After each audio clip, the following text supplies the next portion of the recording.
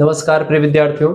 आज की वीडियो के माध्यम से हम लोग चर्चा करेंगे इतिहास के इकाई संख्या 2 के बारे में। और बीए थर्ड सेमेस्टर में अगर आप हैं तो इतिहास में यही चीजें आपको पढ़नी पड़ती हैं। कुछ विश्वविद्यालयों में बीए फोर्थ सेमेस्टर में यही सिलेबस शामिल है, कुछ में फिफ्थ सेमेस्टर में शामिल है, तो वो बच्चे भी देख सकते हैं। बहरहाल अधिकतर विश्वविद्यालयों में थर्ड सेमेस्टर में शामिल है ये सिलेबस जो है आपका। और इसमें हम चर्चा किसके बारे में कर रहे हैं बाबू? चर्चा हम कर रहे हैं बीए थर्ड सेमेस्टर हिस्ट्री के बारे में, इकाई संख्या 2। और इकाई संख्या 2 का जो दूसरा चैप्टर है इसमें हम लोग चर्चा करेंगे मराठा युद्ध के बारे में। 1775 से 1818 के बीच जो मराठाओं के बीच युद्ध हुआ अंग्रेजों के बीच और मराठाओं से, उन युद्धों के बारे में हम लोग चर्चा करेंगे। ठीक है, इससे पहले हमने आंग्ल मैसूर युद्ध के बारे में समझा, टीपू सुल्तान, हैदर अली, सब कुछ आपको समझा दिया कि किस तरीके से 4 युद्ध लड़े गए। और 1799 में फायदली अंग्रेजों ने कब्जा कर लिया किस पर? जो मैसूर वाला पूरा इलाका था। जो हैदर अली का लड़का था टीपू सुल्तान, उसको भी पराजित कर दिया। और इस तरीके से यहाँ से फ्रांसीसियों का और टीपू सुल्तान का जो है पूरा राज्य जो है अंग्रेजों ने कब्जा कर लिया। उसके बाद में अंग्रेज एक छत्र राज करने की सोच ही रहे थे। मराठा शक्ति भी इतने में, मराठा शक्ति चूंकि पहले से ही पावरफुल थी, मराठाओं का ही सहयोग प्राप्त करके टीपू सुल्तान वगैरह को इसने पराजित किया था एक बार तीसरे युद्ध में। तीसरा जो आंग्ल मैसूर युद्ध हुआ था उसमें मराठाओं का साथ लेकर के, निजाम का साथ लेकर के, तब अंग्रेजों ने जो है हैदर अली मतलब टीपू सुल्तान को पराजित किया था। उसमें उसको 3 करोड़ का जुर्माना भी देना पड़ा था और आधा राज्य भी देना पड़ा था अंग्रेजों को। लेकिन अब मराठाओं को जब पराजित मतलब जो मैसूर वाले को पराजित किया हैदर अली, टीपू सुल्तान पराजित हो गया। 1799 में चौथा युद्ध हुआ, उसी में मृत्यु हो जाती है इसकी, मारा जाता है युद्ध के दौरान ही टीपू सुल्तान। उसके बाद से अंग्रेजों ने सोचा कि क्यों ना हम जो है इससे भी लड़ा जाए, मतलब कि मराठाओं से भी इसका द्वंद्व चलता रहता है, क्योंकि मराठा शक्ति भी एक बड़ी ताकत थी। उसको भी चूंकि मैसूर कब्जे में आ जाता है, तो फिर अब ये मराठाओं से भी पंगा लेना शुरू कर देते हैं। मराठा और अंग्रेज आमने सामने आने लगे। अब हुआ कुछ ऐसा कि 18वीं शताब्दी का समय था, उसके अंत तक भारत में 2 सबसे बड़ी ताकतें थी, एक तो मराठा महासंघ की और दूसरा ईस्ट इंडिया कंपनी। अब ये 2 ताकतें केवल बची हुई थी दक्षिण भारत में, जो अपना वर्चस्व दिखा रही थी। ठीक है, आपने 1761 में अहमद शाह अब्दाली वगैरह का पानीपत का तृतीय युद्ध देखा ही होगा। तो पानीपत का तृतीय युद्ध में भी मराठा शक्ति एकदम चरमोत्कर्ष पर ही थी। तो उसके बाद में आगे देखेंगे, जब 18वीं शताब्दी आती है उसके अंत तक आप देखते हैं कि मराठाओं का दबदबा जो रहा वो बना रहा। अंग्रेज लोग भी इनसे लड़ने के लिए कतराते थे। मराठा महासंघ में पेशवा, खास करके पूना नाम से नेता होते थे, पेशवा, बाजीराव पेशवा। क्या देखते पेशवा, तो पेशवाओं का नाम आपका बड़ा फेमस है। आप बाजीराव मस्तानी मूवी थी, उसको भी देखेंगे तो उसमें मराठाओं का उत्कर्ष दिखाया गया है। या आप 1761 की मूवी जो आई थी, पानीपत मूवी नाम से आई थी, उसको भी देख सकते हैं। लेकिन असली ताकत 4 बड़े सरदारों के पास थी उस समय। पहला था सिंधिया सरदार, उस समय ग्वालियर पर सिंधिया का शासन था। आज भी सिंधिया के शासक जो है बड़े राजनीति में भाग लेते हैं। होलकर जो इंदौर के शासक थे, नागपुर में भोसले वंश और गायकवाड़ ये बड़ौदा में। ये 4 बड़े सरदारों के पास मेन शक्ति जो थी, असली ताकत थी। और पेशवा जो होता था मराठा महासंघ का मुखिया होता था, ठीक है, नेता होता था। 1761 ईस्वी के पानीपत के तीसरे युद्ध में मराठाओं को हार मिलती है, लेकिन बाद में उन्होंने अपनी ताकत वापस पाई। 1761 में अहमद शाह अब्दाली जो कि अफगान था, अफगान से आया था, उसके बीच में मराठाओं के बीच में युद्ध होता है। इसी पर एक मूवी बनी हुई है पानीपत नाम से। ठीक है, पानीपत नाम से। पानीपत में 3 लड़ाइयां लड़ी गई। पानीपत का प्रथम युद्ध लड़ा गया बाबर और इब्राहिम लोदी के बीच में, जिसमें इब्राहिम लोदी पराजित होता है, बाबर जीत जाता है। दूसरा युद्ध हुआ था अकबर, जो मुगल सरदार था अकबर, ठीक है, अकबर के और हिंदू का एक शासक था हेमू। हेमू और अकबर के बीच में होता। अकबर मात्र 9 साल का था। अकबर की तरफ से लड़ कौन रहा था? रहीम दास जी के पिताजी, अब्दुल रहीम खान खाना के पिताजी का नाम था बैरम खान। बैरम खान नेतृत्व कर रहा था। और तीसरा जो युद्ध लड़ा गया वो लड़ा गया था अहमद शाह अब्दाली और किसके बीच में? अहमद शाह अब्दाली और मराठाओं के बीच में लड़ा गया था। ठीक है, मराठाओं को इसमें हार मिलती है, लेकिन बाद में उन्होंने अपनी सत्ता फिर से वापस ले ली, अपनी ताकत को फिर से वापस प्राप्त कर लिया मराठाओं ने। ठीक है, अंग्रेज लोग जानते थे कि भारत पर पूरी तरह कब्जा करने के लिए हमको मराठाओं को हराना बहुत जरूरी है। अंग्रेजों को ये बात भली भांति पता थी कि अगर हम मराठाओं को पराजित नहीं कर पाएंगे तो हम जो है कहीं ना कहीं भारत पर पूर्णतः कब्जा नहीं कर पाएंगे। इसी विचारधारा को वो एक प्रकार से आगे बढ़ाते और लगातार मराठाओं के खिलाफ रणनीति और षड्यंत्र रचते रहते हैं। मराठाओं की कमजोरियों का फायदा उठाने का काम किया और अंग्रेजों को मौका मिल जाता है जब मराठाओं की कमजोरियों को पकड़ पाते हैं।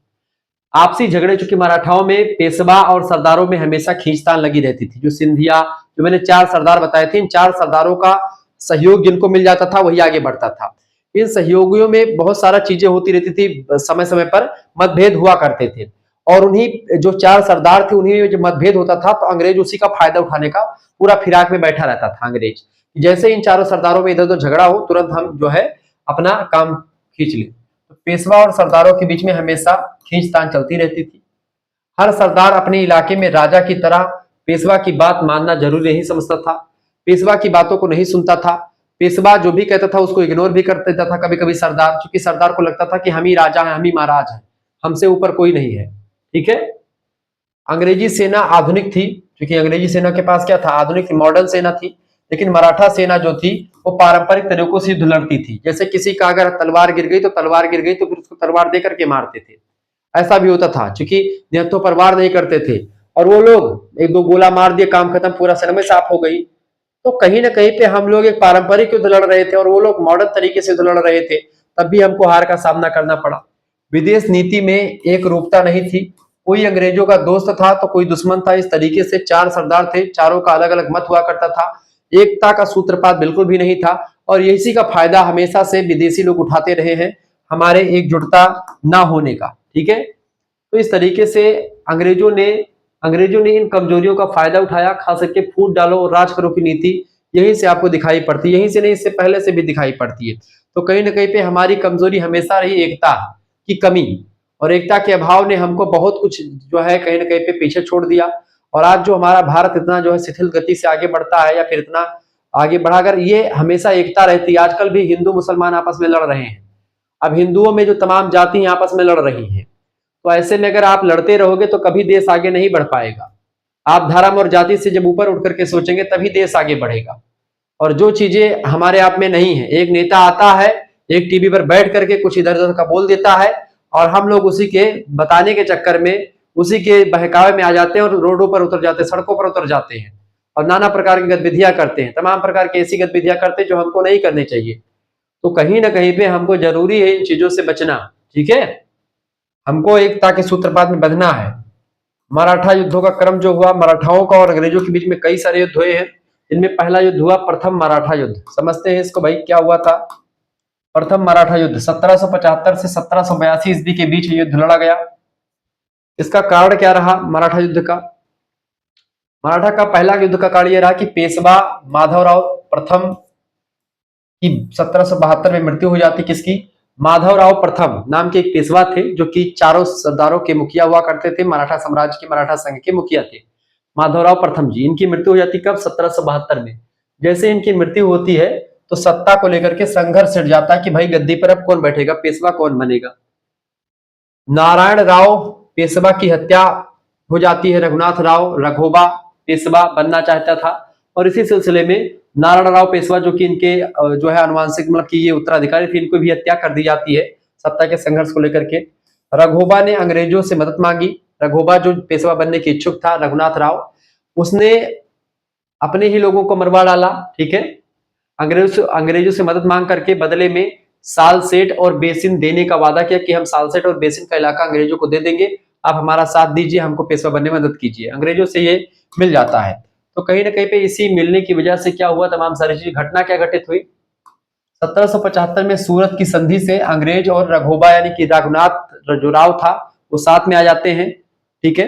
और नाना फड़नवीस ने अंग्रेजों का विरोध किया और फ्रांसीसी मदद ली। नाना फड़नवीस जो थे अंग्रेजों का विरोध करते उस दौरान सत्ता के संघर्ष में, अंग्रेजों से मदद मांगने की बिल्कुल खिलाफ थे ये, और ये फ्रांसीसियों से मदद मांगते कि फ्रांसीसियों से मदद मांगेंगे क्योंकि फ्रांसीसी टक्कर दे पाएंगे अंग्रेजों का, क्योंकि उनके पास उसी उन्नत किस्म के हथियार हैं जितने उन्नत किस्म के हथियार अंग्रेजों के पास है। यही चीज मैसूर के भी लोग किया करते थे। मराठाओं ने गुरिल्ला युद्ध भी किया, और गुरिल्ला युद्ध से अंग्रेज लोग थक जा गए, अंग्रेज लोग डर गए थे, क्योंकि छुप के वार करते थे मराठा लोग, कभी कभी सामने से वार करते थे, कब से कहां से वार हो जाए अंग्रेजों पर यही नहीं पता होता था अंग्रेजों को। यानी युद्ध कला में निपुण थे लेकिन परंपरागत युद्ध करते थे, इसीलिए हार जाते थे। एकता का अभाव था, एक नेतृत्व क्षमता उतनी कम थी। तो इसी सब चीजों से परिणाम ये निकला इस युद्ध का। इस युद्ध का कोई परिणाम वास्तव में निकला नहीं। इसमें क्या हुआ कि सालबाई की नाम की एक संधि होती है 1782 में, पुरानी स्थिति बहाल हो जाती, जैसे स्थिति थी वैसे कर दी जाती है। राघोबा को पेंशन मिलनी शुरू हो जाती है। अंग्रेजों को इस युद्ध में खास फायदा बिल्कुल भी नहीं हुआ, यानी यह युद्ध अंग्रेजों के दृष्टिकोण से सफल नहीं हो पाया। ठीक है, यानी अंग्रेजों ने जिस सोच के साथ आक्रमण किया था वो सोच उसकी सफल नहीं हो पाती है, यानी पहला युद्ध इनका असफल रहा और संधि के द्वारा युद्ध को समाप्त कर दिया गया। दूसरा युद्ध लड़ा गया, द्वितीय मराठा युद्ध हुआ भैया। दूसरा मराठा युद्ध जो हुआ था 1803 ईस्वी से लेकर के 1806 ईस्वी के बीच में लड़ा गया।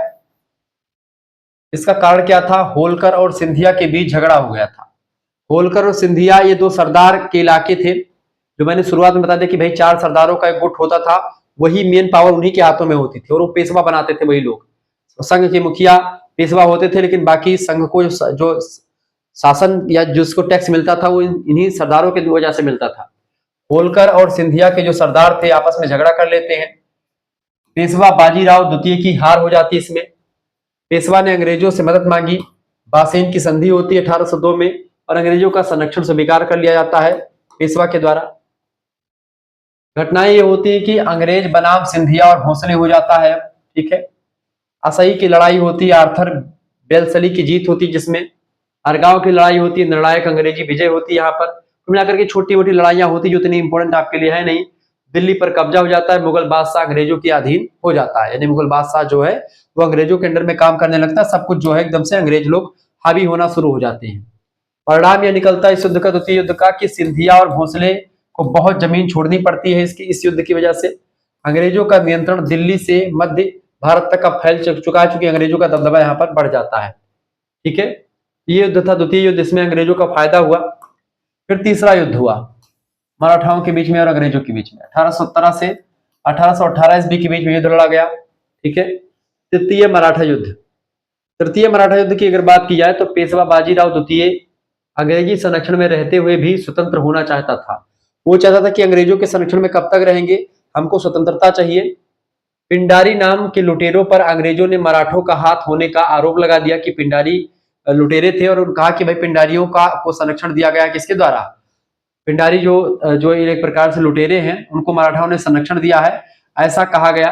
ठीक है, आप मूवी देखेंगे अजय देवगन जो रहता है, एक अजय देवगन की मूवी आई है उसमें पिंडारी बना रहता है, तो ऐसा कहा कि पिंडारी लुटेरे जो हैं अंग्रेजों ने मराठों का हाथ होने का आरोप लगा कि अंग्रेजों को मतलब मराठाओं ने साथ दिया है लुटेरों का, पिंडारियों का। पूना में टकराव होता है, युद्ध शुरू हो जाता है भैया। ठीक है, पेशवा बाजीराव और इनके बीच में लड़ाइयां कई सारी होती, पूना की लड़ाई, नागपुर, सतारा, इंदौर, ग्वालियर सबकी लड़ाई। अंग्रेजों ने हर जगह जीत हासिल करी इसमें। बाजीराव द्वितीय को पद से हटाया गया और पेशवा का पद उसका समाप्त कर दिया गया, यानी बाजीराव को उसके पद से हटा दिया गया। ठीक है, बाजीराव द्वितीय को। इस तरीके से बाजीराव द्वितीय की हार होती है तृतीय मराठा युद्ध में। परिणाम में निकला कि पेशवा को बंगाल में पेंशन पर भेजा गया। भाई जो पेशवा बाजीराव द्वितीय थे वो पेंशन के लिए मतलब पेंशन मिलती थी और बंगाल में आप जाकर के अपना काम कीजिए। सतारा में राजा रखा, पर असली शक्ति अंग्रेजों के पास ही थी। सतारा जो है एक सरदारों का गढ़ था या एक इलाका था, उसमें एक राजा को बनाया गया। उस राजा को कठपुतली के रूप में रखा गया, बाकी अंग्रेजों के हाथ में सब कुछ था। मराठा शक्ति का अंत हो चुका था और भारत पर अंग्रेजों का पूरा राज अब यहाँ से फैल चुका था। इस तरीके से अंग्रेजों का पूरा दबदबा यहाँ पर कायम हो गया इस युद्ध के द्वारा। और अंग्रेजों मराठाओं का ये तीनों युद्ध हुआ, इन तीनों युद्धों में अंग्रेजों को पहले युद्ध में तो उतना हार मतलब की जो है जीत नहीं मिली, लेकिन बाकी 2 युद्धों में अंग्रेजों को काफी जो है लाभ हुआ। 3 युद्धों का मुख्य कारण जो रहा, मराठाओं में एकता की कमी थी, इस वजह से युद्ध होते रहे और हारते रहे ये लोग। अंग्रेजों की बेहतर सेना और आधुनिक हथियार इनके पास थे अंग्रेजों के पास, इस वजह से जो है चीजें हुई। अंग्रेजों का चालाक कूटनीतिक खेल यहाँ पर काम आया और फ्रांसीसी प्रभाव खत्म हो गया था। अंग्रेजियों की कोशिश जो है जारी थी और फ्रांसीसी लोग यहाँ से हट चुके थे। परिणाम ये निकला कि भारत का नक्शा जो है यहाँ से बदल गया था। राजनीतिक अगर बात की जाए, मराठा साम्राज्य का अंत हो चुका था। मध्य भारत, दक्कन और दिल्ली अंग्रेजों के अब कब्जे में आ चुका था। व्यापार और कर वसूली पर अंग्रेजों का पूरा अधिकार हो चुका था। साथ ही साथ मराठा राज्यों की आर्थिक स्थिति भी इन तीनों युद्धों के बाद में खराब हो चुकी थी। ये तमाम चीजें हो रही थी। साथ ही साथ में सामाजिक चीजों में अगर देखें तो अंग्रेजी प्रशासनिक और कानूनी व्यवस्था लागू हो चुकी थी। पारंपरिक मराठा शासन व्यवस्था एकदम से खत्म हो चुकी थी। अब अंग्रेजों का आधिपत्य ही सब जगह पर हो चुका था।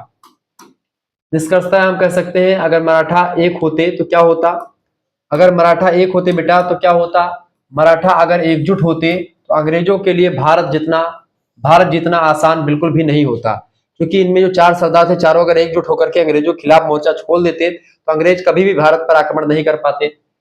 लेकिन आपसी फूट और अलग अलग स्वार्थों ने उन्हें कमजोर कर दिया मराठों को, और 1818 के बाद भारत में अंग्रेजों के सामने कोई बड़ी स्वदेशी शक्ति नहीं बची, और इस तरीके से अंग्रेज एकदम से पूरा अपना वर्चस्व अंग्रेजी east India company, British east India company ने पूरा जो है अपने कब्जे में कर लिया, और इस तरीके से यहीं से उसका जो है पूरा एक आधिपत्य शुरू हो जाता है।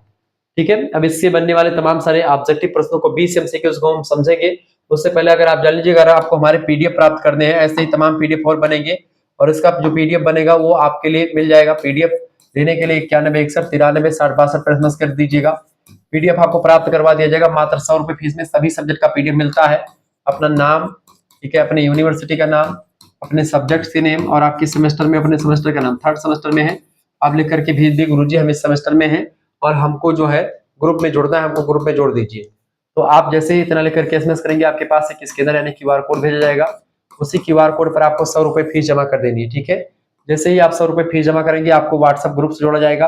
वहां पर आपको लाइव क्लास की लिंक मिलेगी, प्लस में आपको वीडियो लेक्चर्स मिलेंगे। ठीक है, और आपको पीडीएफ नोट्स भी मिलेगा सभी सब्जेक्ट का, यानी कि सब कुछ आपको मिलता रहेगा मात्र 100 रुपए फीस में। केवल एक सब्जेक्ट नहीं बल्कि सभी सब्जेक्ट का पीडीएफ नोट्स यहाँ पर आपको मिलने वाला है। ठीक है, किसका बेटा? सभी सब्जेक्ट का पीडीएफ नोट मिलेगा, जियोग्राफी, पॉलिटी, हिंदी, हिस्ट्री सबका मिलेगा। अब की बार प्रयास है कि आपका यूनिट नंबर 1 से लेकर के यूनिट नंबर 1 से लेकर के यूनिट नंबर 8 तक की जो पीडीएफ है आपका, पीडीएफ नोट सरल भाषा में और एग्जाम पॉइंट ऑफ व्यू से नोट्स तैयार किया जा रहा है। 1 यूनिट से लेकर के 8 यूनिट तक आपको ऑब्जेक्टिव लिखे सब कुछ आपका यूनिट वाइज पीडीएफ नोट्स तैयार हो रहा है, वो सब आपको मिल जाएगा। वीडियो लेक्चर्स जो होगा, सिलेबस जो होगा, कवर मैं कैसे करूंगा, मॉडल पेपर अब शुरू हो जाएंगे, जो कि अब जो है आपके लिए समय क्या है, मॉडल पेपर हल करने का प्रैक्टिस सेट। अगर आपने 2 मॉडल पेपर हल कर लिए, मॉडल पेपर जब बनाऊंगा तो पिछले साल के जितने भी क्वेश्चन पूछे गए हैं और वो सब सारे क्वेश्चन जो पूछे जाते हैं वो 8 इकाइयों से बनने वाले क्वेश्चन होते हैं। तो आप पीडीएफ से सारी इकाइयों को पढ़िएगा, और जब मैं वीडियोस बताऊंगा यूट्यूब पर जो वीडियोस आएंगी उसी में एक प्रकार से मॉडल पेपर के माध्यम से 2-2 घंटे क्लास, 1.5 घंटे क्लास होगी। वही मॉडल पेपर आप देकर के पेपर में देने जाइएगा। आपको कहीं से कुछ पढ़ने की जरूरत नहीं, ना सीरीज ना किताब, कुछ भी नहीं, सब कुछ आपको मिल जाएगा मात्र 100 रुपए फीस में। आपके लिए पूरी पीडीएफ नोट्स की व्यवस्था कर दी गई है। ये सभी सब्जेक्ट की पीडीएफ, इसमें आपका को करिकुलर वाला भी पीडीएफ मिल जाएगा, ये बात आप ध्यान रखेंगे। तो तुरंत एसएमएस कीजिए, इस नंबर पर दिए गए व्हाट्सएप पर, इस नंबर पर एसएमएस कीजिएगा और तुरंत हमारे साथ जुड़ जाइए। ठीक है, मात्र 100 रुपए फीस में आपको सब कुछ मिलने वाला है। चलिए अब देखें, ऐसे पीडीएफ नोट्स आपका यूनिट नंबर 2 का है ये। इसमें आप देखते हैं ये प्रश्न मैंने भी रखा है, यानी कि आपका प्रश्न भी रहेगा इसमें। ठीक है, पहला प्रश्न है, प्रथम अंग्रेज मराठा युद्ध कब हुआ था? प्रथम जो अंग्रेज मराठा युद्ध हुआ था 1775-1782 के बीच में हुआ था, यानी कि बिल्कुल ए ऑप्शन इसका बिल्कुल करेक्ट आंसर हो जाएगा। ठीक है, यह युद्ध अंग्रेज और मराठा साम्राज्य के बीच हुआ था। कारण क्या था? पेशवा पद के उत्तराधिकार को लेकर के विवाद हुआ था, इसी वजह से युद्ध हुआ था। सालबाई की संधि के द्वारा इस युद्ध को समाप्त किया गया। 1782 में सालबाई की संधि हुई थी। अगला क्वेश्चन आप देखेंगे, दूसरा नंबर प्रश्न आ चुका है, प्रथम अंग्रेज मराठा युद्ध का मुख्य कारण क्या था? प्रथम अंग्रेज मराठा युद्ध का जो मुख्य कारण था बेटा वो क्या था? पेशवा के उत्तराधिकार का विवाद हो रहा था। ऑप्शन नंबर इसका ए करेक्ट आंसर हो जाएगा, यानी पेशवा बालाजी बाजीराव की मृत्यु के बाद में गद्दी का विवाद शुरू हो गया। रघुनाथ राव अंग्रेजों से मिल जाता है और अंग्रेजों से मदद मांगता है। अंग्रेज मराठा संघर्ष शुरू हो जाता है यहीं से पहले युद्ध। अगला क्वेश्चन आ चुका है, तीसरा नंबर प्रश्न है, प्रथम अंग्रेज मराठा युद्ध के अंत में कौन सी संधि हुई थी? तो ये सालबाई की संधि के द्वारा 1782 में समाप्त हुआ था युद्ध। ठीक है, 1782 में संधि हुई थी। रघुनाथ राव को पद छोड़ना पड़ा और अंग्रेजों और मराठों में शांति स्थापित हो जाती है। चौथा प्रश्न, द्वितीय अंग्रेज मराठा युद्ध कब हुआ था? द्वितीय अंग्रेज मराठा युद्ध 1803 से 1805 ईस्वी के बीच में लड़ा गया था। ठीक है, ये बात ध्यान रखेंगे। इस युद्ध का क्या कारण रहा? इस युद्ध का कारण था बेटा पेशवा बाजीराव द्वितीय और होलकर सिंधिया के बीच में विवाद था। अंग्रेजों को बासीन की संधि से लाभ मिला और मराठा शक्ति यहां से कमजोर होती शुरू हो चुकी थी। ठीक है, ये बात आप ध्यान रखेंगे। अगला क्वेश्चन आप देखिएगा, अगला प्रश्न 5वां नंबर, बासीन की संधि कब हुई थी? 1802 में बासीन की संधि हुई थी। ऑप्शन नंबर इसका बी करेक्ट आंसर होगा। पेशवा बाजीराव द्वितीय ने अंग्रेजों का साथ दिया था। यहाँ पर अंग्रेजों को पूना में हस्तक्षेप का अधिकार भी मिल चुका था इस संधि के द्वारा। यह संधि मराठा स्वतंत्रता के लिए घातक सिद्ध हुई और इस तरीके से मराठाओं को हार या चुनौती का सामना करना पड़ा लगातार। छठा प्रश्न है, बासीन की संधि के समय गवर्नर जनरल कौन था? जब बासीन की संधि हुई थी उस समय गवर्नर जनरल कौन था बेटा? उस समय लॉर्ड बेलीजली नाम का गवर्नर जनरल था। ये ऑप्शन करेक्ट आंसर हो जाएगा। 1798 से लेकर के 1805 ईस्वी तक का गवर्नर जनरल ये लॉर्ड बेलीजली ही था। सहायक संधि प्रणाली जो थी वो लॉर्ड बिलीजली की ही शासनकाल में आई थी। ठीक है, बासिन की संधि उनका बड़ा कदम था, किसका? लॉर्ड बिलीजली का। ये सब क्वेश्चन परीक्षा में आते रहते हैं। अगला प्रश्न है आपका 7वां नंबर, द्वितीय अंग्रेज मराठा युद्ध में अंग्रेजों के सेनापति कौन थे? तो अंग्रेजों के सेनापति कौन थे? आर्थर जो है बेलीजली। ठीक है, ऑप्शन नंबर करेक्ट आंसर क्या हो जाएगा? बेलीजली। आर्थर बेलीजली ने असई और अर्जूद की लड़ाइयां लड़ी, अंग्रेजों की निर्णायक जीत दिलाई, और बाद में ड्यूक ऑफ वेलिंगटन भी बन जाता है ये। ठीक है, असई की लड़ाई कब हुई थी बेटा? असई की लड़ाई बताएं। छोटी मोटी लड़ाई है असई की लड़ाई। असई की लड़ाई की अगर बात की जाए तो ये 1803 में लड़ी गई थी। अंग्रेज बनाम मराठा सिंधिया की लड़ाई हुई थी। मराठा जो सिंधिया शासन थे, सिंधिया के सरदार थे, उनके बीच में और अंग्रेजों के बीच में आर्थर बेलीजली की जीत हुई थी। मराठा शक्ति को बड़ा आघात यहाँ से हुआ था। 9वां नंबर क्वेश्चन आप देखेंगे, फटाफट से आप देखने का प्रयास कीजिएगा, वीडियो को लाइक कर दीजिएगा, चैनल पर अगर नए आए तो सब्सक्राइब भी कर दीजिएगा, क्योंकि इसी प्रकार से इन्फॉर्मेटिव वीडियो लगातार मैं आपके लिए लाता रहता हूँ। ठीक है, चलिए अगला प्रश्न 9वां नंबर, द्वितीय अंग्रेज मराठा युद्ध के अंत में कौन सी संधि हुई थी? तो हुई थी राजघाट की संधि। ऑप्शन नंबर इसका ए करेक्ट आंसर हो जाएगा। 1805 में हुई थी यह संधि। अंग्रेजों ने कब्जा किया हुआ इलाका जो था उसको छोड़ दिया था, अंग्रेजों ने लौटा दिया था मराठाओं को। मराठा अंग्रेजों के अधीन आंशिक रूप से आ चुके थे। अगला प्रश्न, तृतीय अंग्रेज मराठा युद्ध कब हुआ था? तृतीय अंग्रेज मराठा युद्ध जो हुआ था 1817 से 1818 ईस्वी के बीच में हुआ था। ये ऑप्शन करेक्ट आंसर हो जाएगा। पेशवा बाजीराव द्वितीय ने अंग्रेजों के खिलाफ विद्रोह कर दिया था। पहले अंग्रेजों के अधीन रहे थे, लेकिन उसके बाद फिर विद्रोह कर दिया। अंग्रेजों ने निर्णायक हमला किया। मराठा साम्राज्य का अंत यहीं से हो जाता है। 11 नंबर क्वेश्चन आप देखेंगे, प्रश्न, तृतीय अंग्रेज मराठा युद्ध का मुख्य कारण क्या था? तृतीय अंग्रेज मराठा युद्ध का क्या कारण था बेटा? इसका कारण था अंग्रेजों की नीतियों से असंतोष था। इसीलिए बाजीराव पेशवा जो थे, द्वितीय जो थे, उन्होंने विद्रोह कर दिया कि भाई हम आपके अंडर में अब काम नहीं कर पाएंगे, क्योंकि आप बहुत ज्यादा ऐसी नीति बना रहे जिससे हमारी जनता खुश नहीं है। पेशवा अंग्रेजों की बढ़ती दखलंदाजी से नाराज थे। मराठों ने स्वतंत्रता पुनः पाने की कोशिश करी, अंग्रेजों ने इसे कुचल दिया, और इस तरीके से मराठाओं का अंत हो चुका था। अगला प्रश्न, तृतीय अंग्रेज मराठा युद्ध में अंग्रेजों का सेनापति कौन था? अंग्रेजों का सेनापति था हेस्टिंग्स। ठीक है, गवर्नर जनरल लॉर्ड हेस्टिंग्स था। युद्ध की योजना और संचालन इसी ने किया था। मराठाओं को अंतिम रूप से हराया था तृतीय युद्ध में। अगला क्वेश्चन आ चुका है, भीमा कोरेगांव की लड़ाई किस युद्ध में हुई थी? भीमा कोरेगांव की लड़ाई तृतीय आंग्ल मराठा युद्ध में हुई थी 1818 में। अंग्रेज सेना में महार सैनिक जो थे उनके द्वारा करी गई थी। पेशवा की हार हुई थी इसमें। अगला क्वेश्चन आपकी स्क्रीन पर आ चुका 14 नंबर प्रश्न है, तृतीय अंग्रेज मराठा युद्ध के बाद पेशवा का पद किसने समाप्त कर दिया था? तो हेस्टिंग्स जो था, लॉर्ड हेस्टिंग्स, उसने पेशवा का पद समाप्त कर दिया था। जो पेशवा 4 इलाकों का सरदारों का मालिक होता था, उसी पद को समाप्त कर दिया गया। पेशवा बाजीराव द्वितीय को पद से हटाया गया, पद समाप्त कर दिया गया, पेशवा का पद ही समाप्त कर दिया गया। उन्हें बनारस में नजरबंद कर दिया गया था पेशवा को। अगला क्वेश्चन से 15 नंबर, तृतीय अंग्रेज मराठा युद्ध के बाद मराठा क्षेत्र का क्या हुआ था? तो तृतीय अंग्रेज मराठा युद्ध के बाद में मराठा क्षेत्र पर क्या हुआ था बेटा? ये मराठा क्षेत्र जो था वो अंग्रेजों के अधीन आ चुका था। ठीक है, पूरा मराठा साम्राज्य अंग्रेजी शासन में मिला लिया गया। कुछ इलाकों में रियासतें बना दी गई, उस पे अंग्रेजों के अधीन में रियासतें काम कर रही थी। मराठा स्वतंत्र शक्ति खत्म हो चुकी थी, मराठा अपना स्वतंत्र नहीं रह गई, अंग्रेजों के अधीन ही सब कुछ हो गया था। 16 नंबर प्रश्न, प्रथम अंग्रेज मराठा युद्ध में अंग्रेजों का नेता कौन था? तो वारेन हेस्टिंग्स जो था।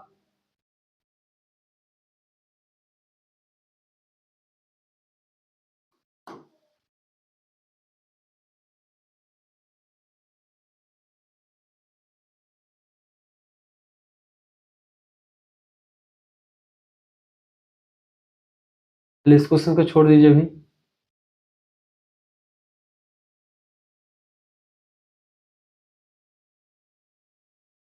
अगला प्रश्न, इस संधि ने मराठाओं की स्वतंत्रता समाप्त कर दी थी? बासिन की संधि। ऑप्शन नंबर इसका बी करेक्ट आंसर हो जाएगा। 1802 में हुई थी। अंग्रेज पूना में तैनात हुए, मराठा और अंग्रेजी अधीनता में आ चुके थे। 18 नंबर प्रश्न आ चुका, असही की लड़ाई में कौन हारा था? असही की लड़ाई में सिंधिया हार चुके थे, सिंधिया लोग हार गए थे। 1803 में हुई थी असही की लड़ाई। अंग्रेज आर्थर बेलेजली ने हराया था। सिंधिया की शक्ति कमजोर हो गई थी। 19 नंबर प्रश्न, तृतीय अंग्रेज मराठा युद्ध किस घटना से शुरू हुआ था? तो पूना पर हमला करने की वजह से शुरू हुआ था। ए ऑप्शन इसका राइट आंसर हो जाएगा। पेशवा ने अंग्रेज रेजिडेंसी पर हमला किया था। पेशवा ने, बाजीराव पेशवा ने। अंग्रेजों ने इसे युद्ध का कारण बनाया और निर्णायक टकराव शुरू हो चुका, तृतीय युद्ध शुरू हो गया। अगला प्रश्न 20 नंबर क्वेश्चन आप देखेंगे, तृतीय अंग्रेज मराठा युद्ध का परिणाम क्या हुआ था? इसका परिणाम ये हुआ कि जो मराठाओं की शक्ति थी वो समाप्त हो जाती है। मराठाओं की शक्ति की समाप्ति के बाद में अंग्रेजों ने अधिकार कर लिया पूरे साम्राज्य पर। ठीक है, पेशवा पद समाप्त हो जाता है। यहाँ से पूरा मराठा क्षेत्र अंग्रेजों के अधीन आ गया। भारत में अंग्रेजों का सर्वोच्च प्रभुत्व स्थापित हो चुका था। अंग्रेजों को कोई टक्कर देने वाली कोई सत्ता बची नहीं थी। इस तरीके से आप लोगों ने दूसरा चैप्टर भी यूनिट नंबर 2 का समाप्त कर लिया। इसके बाद में अगला जो चैप्टर आएगा इकाई नंबर 3 का आएगा, और इसे इकाई नंबर 3 को लाने से पहले मॉडल पेपर आने वाला है, ये बात ध्यान रखेंगे। मिलिएगा फिर नेक्स्ट वीडियो में, तब तक के लिए जय हिंद जय भारत। आप सभी का बहुत बहुत धन्यवाद। हमारे साथ जुड़ने के लिए इसी प्रकार से अपना प्यार हमेशा बनाए रखेंगे। वीडियो को लाइक और चैनल को सब्सक्राइब कर दीजिए। बहुत बहुत धन्यवाद।